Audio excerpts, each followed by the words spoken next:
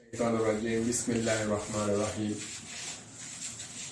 বর্তমান চলমান আন্দোলন যে ছাত্রদের যে গতিশীল আন্দোলন, এটাকে আরো গতিশীল করতে হবে আর সবাইকে একজোট ভাবে নেমে আসতে হবে আন্দোলনের জন্য। ঘরে বসে থাকলে হবে না, কেননা আমার নিরীহ এই যে ছাত্র ছাত্রীরা মৃত্যুবরণ করতেছে, প্রতিদিন পুলিশে গুলি করে হত্যা করতেছে।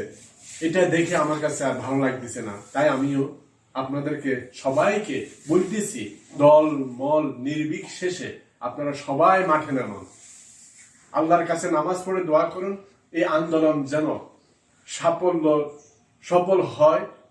এবং 2008 থেকে আজ পর্যন্ত এই যে মানুষ হত্যা, ঘুম, কোনো একটারও বিচার হয় নাই।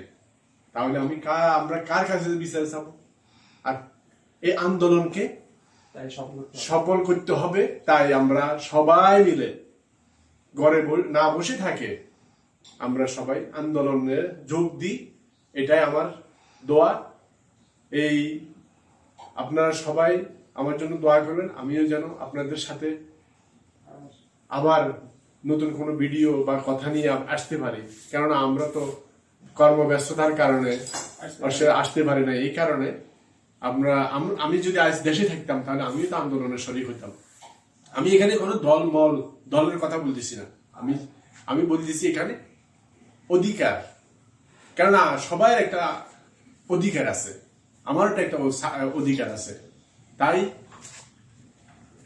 কিভাবে এই আন্দোলন সফল করা যায়, তাই আমরা ঘরে না বসে থাকে ইনশাআল্লাহ আল্লাহর আকবার বলে লাল কাপড় বেঁধে যে সবাই মিলে ইনশাআল্লাহ আন্দোলন করব।